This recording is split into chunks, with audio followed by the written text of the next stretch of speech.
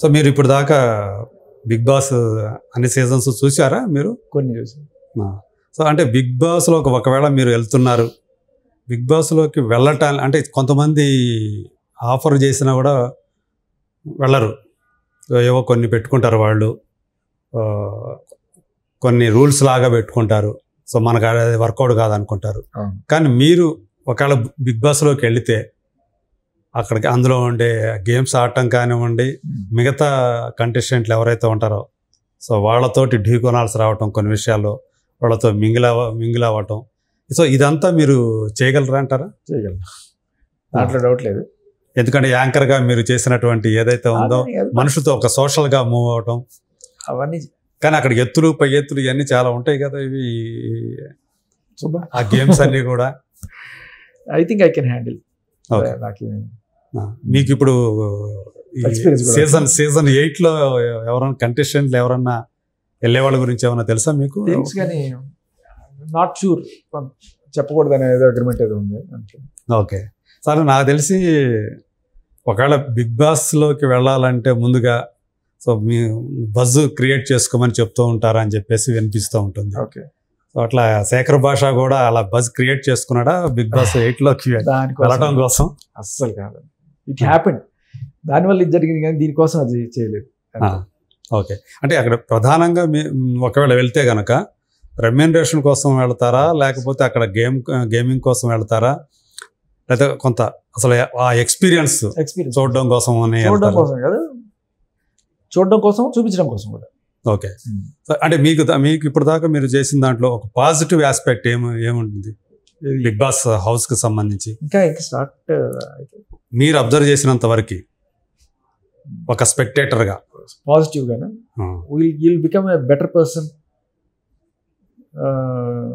కుళ్ళులు, కుతంత్రాలు ఇవన్నీ కూడా ఎలా హ్యాండిల్ చేయాలి, ఓకే, ఇవన్నీ తెలుసుకొని ఇంకా కొంచెం రాటుదేలి గట్టి పర్సన్ గా బయటకు వస్తా అనేది పాయింటా? బాగానే ఆఫర్ చేస్తారని కూడా వినిపిస్తూ ఉంటుంది మామూలుగా అక్కడ ఉండే వాళ్ళకి. ఇట్స్ నార్మల్ అండి, అంటే నా అంటే దాని గురించి రెమ్యునరేషన్ గురించి పెద్ద మనం మాట్లాడకూడదు అంతే. అదే అండి, అంటే రూల్స్ ప్రకారం మాట్లాడకూడదు.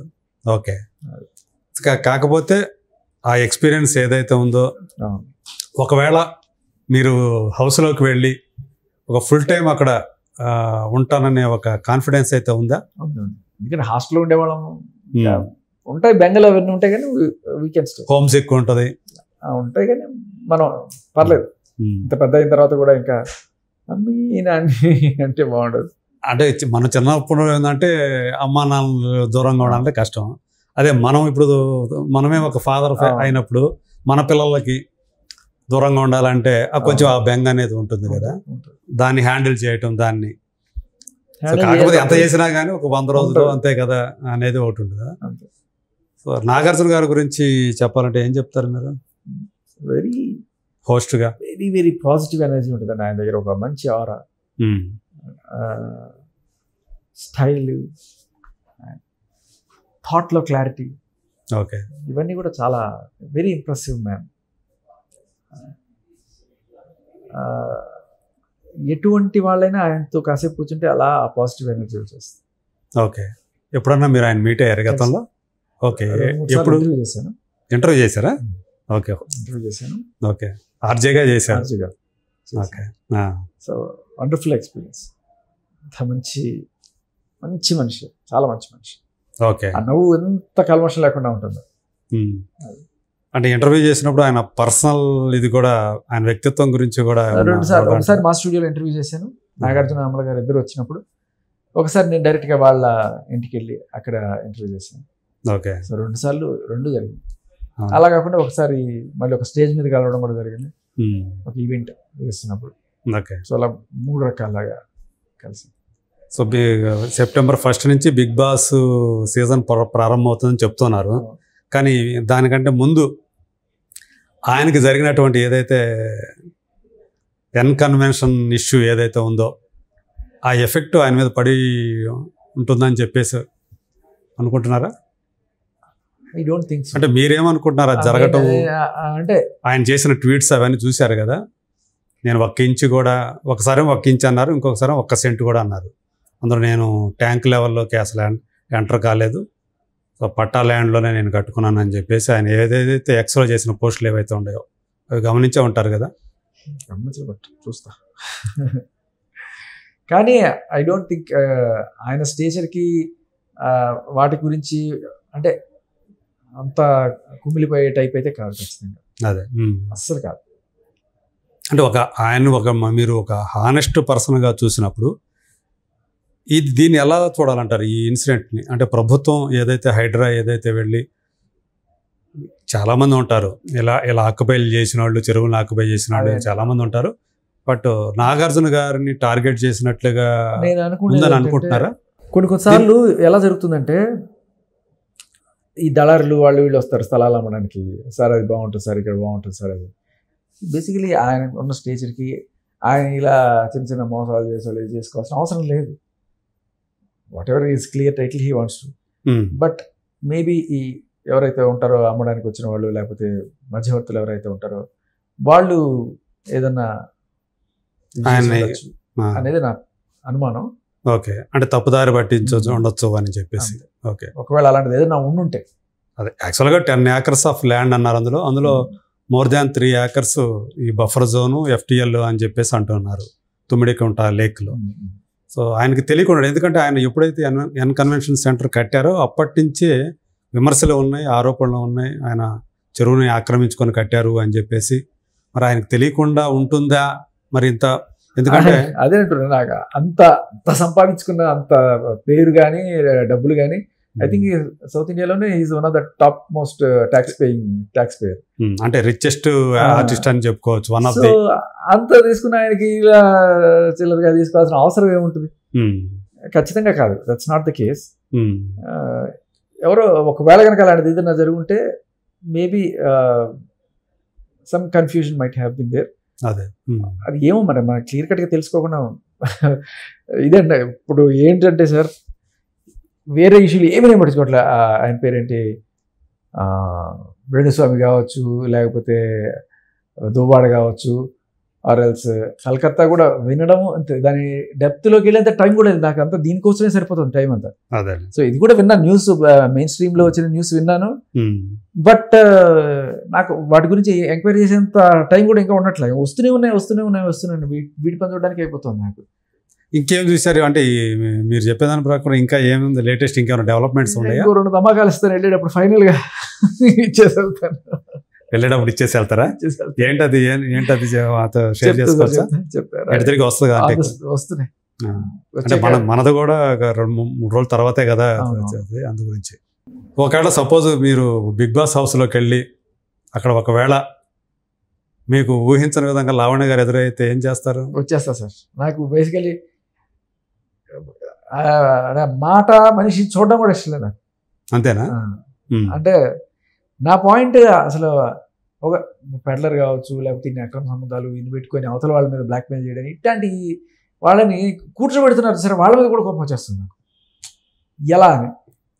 సో అంతవరకు వస్తే ఇంకా నేను వచ్చేస్తాను. అంటే బిగ్ బాస్ హౌస్లో ఎవరు వెళ్తారు ఏంటి అనేది మనం ఊహించని విధంగా చాలా మంది అక్కడ ప్రత్యక్షమవుతూ వచ్చారు కదా. అట్లా సడన్గా ఇప్పుడు, ఎందుకంటే లావణ్య చుట్టూ కూడా చాలా బజ్ ఉంది. బజ్ ఉండడం వేరు సార్. ఇప్పుడు నేరస్తుల్ని మనం తీసుకొచ్చి పెట్టలేం కదా. నేరస్తులో లేకపోతే ముద్దాయిలో, నేరస్తులు కాకపోతే ముద్దాయి ట్రైల్లో ఉంది. డ్రగ్స్ పెడ్లింగ్ వాటిలో 45 రోజులు చెంచల్గూడలో ఉండి వచ్చింది. ఇంకా ఆవిడ కేసు నడుస్తుంది. సో ఇలా ఆరోపణలు, తాను నిర్దోషిని నిరపరాధనని చెప్తానే ఉండారు కదా. ఆవిడ చెప్పడం వేరు సార్, కోర్టులు నమ్మడం వేరు కదా. ఆవిడ చెప్పినంత మాత్రాన కోర్టు నమ్మడం, బిగ్ బాస్ నమ్మడం వేరు కదా.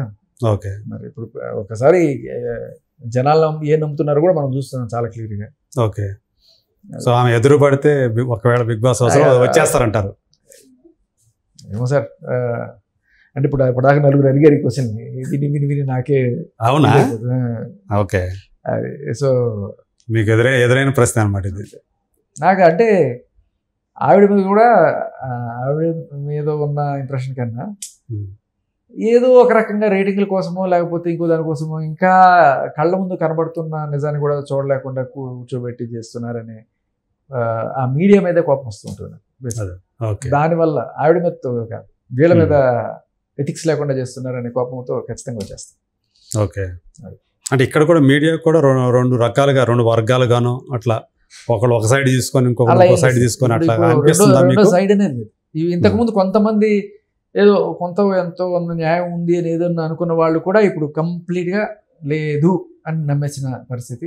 ఓకే. ఇంకా నాకు తెలిసి ఏ ఛానల్ ఏ మీడియా వాళ్ళు కూడా సపోర్ట్ చేయట్లేదు. అంటే రాజ్ తరుణ్ వైపే, న్యాయం అనేది రాజ్ తరుణ్ వైపే ఉందని మొత్తం అందరూ నమ్ముతున్నారని అనుకుంటున్నారు. న్యాయం రాజ్ తరుణ్ వైపు ఉందని, అంతకన్నా అన్యాయం ఈవిడ చేస్తుందని బలంగా నమ్ముతున్నారు. ఓకే. అంటే ఒక రాజ్ తరుణ్కే కాదు, ఇంకా ఆమె బాధితులు ఉన్నారు. అదే ఇప్పుడు ఆమె బాధితులు ఎవరైతే ఉన్నారని చెప్పేసి మీరు బయటికి తీసుకొచ్చారో వాళ్ళ పరిస్థితి ఏందంటారు? ఉదయ్ కానీ ప్రీతి కానివ్వండి, వాళ్ళు వెళ్ళి లీగల్గా ప్రొసీడ్ అవుతున్నారు. సో జరుగుతుంది. ఓకే. అసలు మీరు చూసాం కదా మొత్తం అంత మీడియాల చుట్టూ తిరుగుతూ మీరే, నాకు తెలిసి కన్వీనియన్స్లు కూడా మీరే పెట్టుకుంటూ ఇదంతా చేయాల్సిన అవసరం ఏంటంటే మీకు అసలు? అవసరం ఏమో సార్, రక్తం మరగతా ఉంటుంది, కళ్ళ ముందు తప్పు కనబడుతుంది. అంటే లోకంలో చాలా మంది ఉంటారు కదా, వాళ్ళు ఎవరికి పట్టింది, మీకు ఎందుకు పట్టింది? నాకు జరిగిన అన్యాయం లాంటిదే జరుగుతుంది కదా. ఓకే. అది అక్కడి నుంచి వచ్చాను నేను. అందుకని నాకు గట్టిగా నిలబడాలనిపించింది. అంటే ఒక కసి లాంటిది వచ్చిందా ఇలాంటి మళ్ళీ? అంటే మీ దృష్టికి అంటే ఇప్పుడు రాజ్ తరుణ్ ఇంకొకటికి ఇట్లా అవ్వద్దు, ఇక్కడ వీళ్ళని వదిలేస్తే ఇంక ఇదే పని చేసుకొని బతుకుతారు వీళ్ళు. వీళ్ళు కాదు, ఇలాంటివి ఇది చూసి ఇంకొకళ్ళు కూడా అలాంటివి చేయడానికి ధైర్యం రాకూడదు. ఓకే. సో ఇప్పుడు ఏదైతే ఇప్పుడు మీ పర్సనల్ లైఫ్ ఏదైతే ఉందో, సో దాంట్లో జరిగినటువంటి కొన్ని మీ మీద కూడా కొన్ని ఆరోపణలు గతంలో వచ్చి ఉంటాయి కదా. గతంలో ఏముంది, కేసు పెట్టి ఈవిడ మీద పోరాటం చేయడం మొదలెట్టిన తర్వాతే ఉన్నారు కదా పెద్ద పెద్ద లాయర్లు, వాళ్ళందరూ ఆవిడకి సంబంధించిన ఎవరో కొంతమంది పోలీస్ ఆఫీసర్స్ కూడా ఎవరో ఉన్నారు అన్నట్టుగా ఆయన చెప్పుకొచ్చాడు కదా మస్తాన్ సార్. ఉన్న వాళ్ళ పలుకుబడి పడి ఏదో పెట్టించారు. ఓకే. అంతకుముందు ఎప్పుడు లేవు నా మీద, గతంలో ఎప్పుడు లేవు.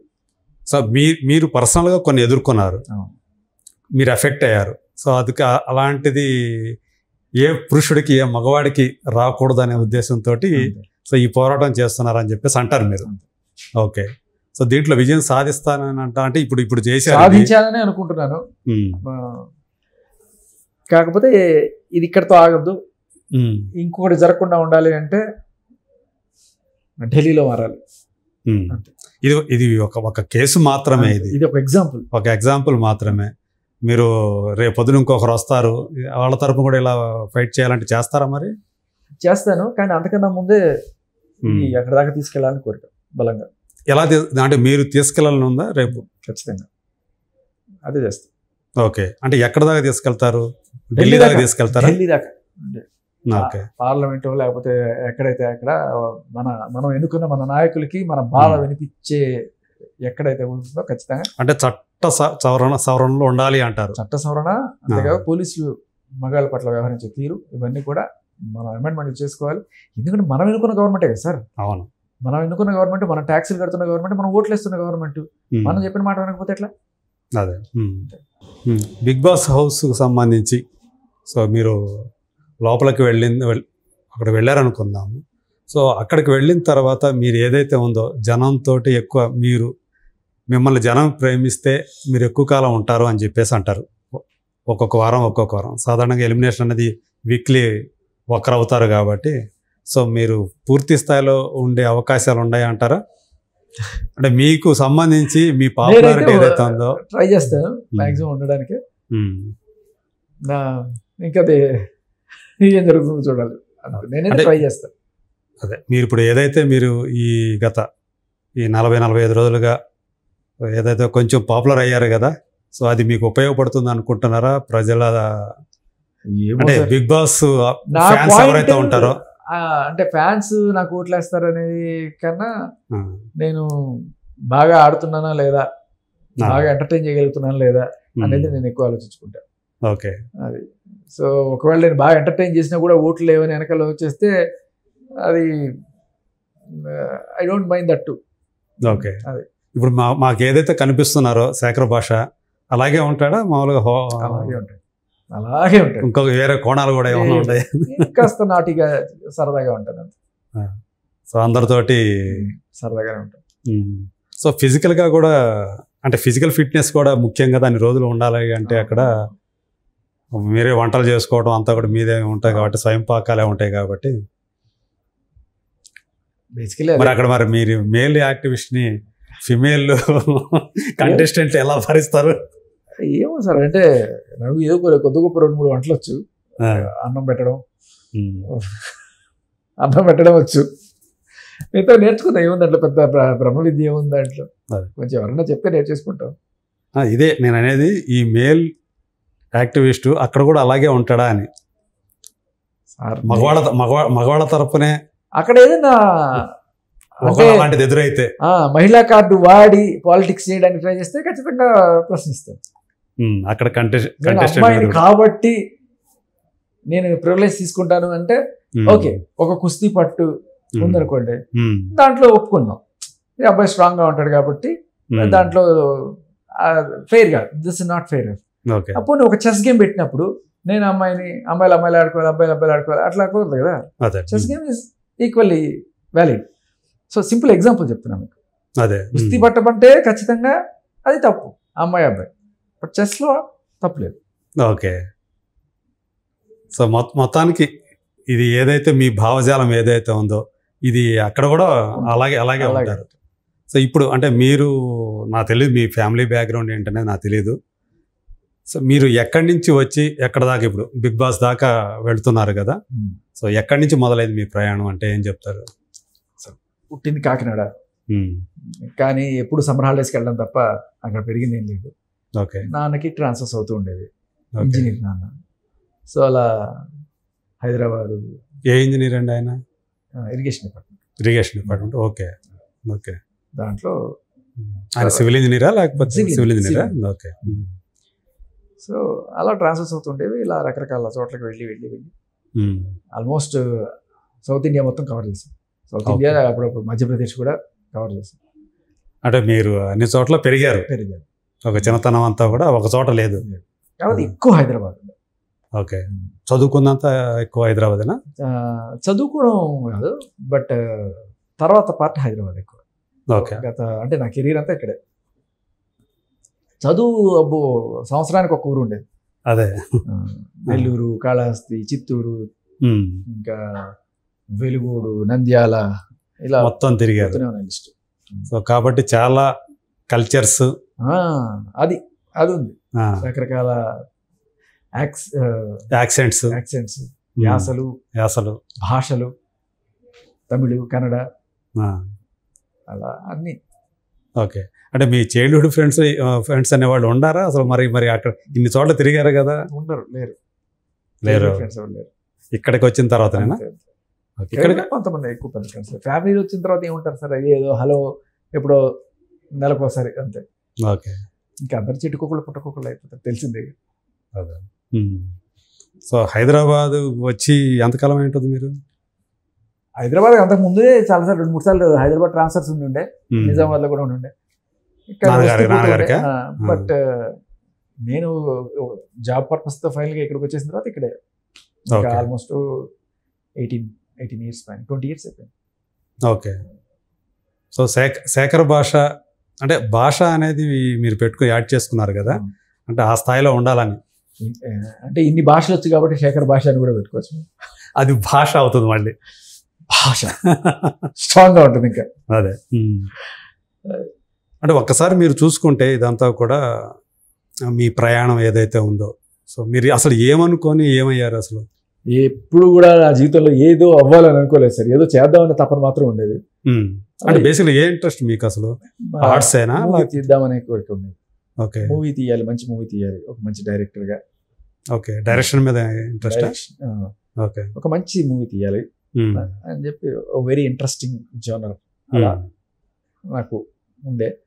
నా బద్ధకానికి లేకపోతే నాకున్న బిజీ షెడ్యూల్ వాటిలో కొంచెం ఇప్పటిదాకా బయటికి రాలేకపోయింది, బట్ వస్తుంది త్వరలో. ఓకే. అంటే బిజీ అంటే అటు ఆర్జే అటువైపు వెళ్ళడం వల్ల ఇంకా ఫ్యామిలీ ఇవన్నీ కూడా.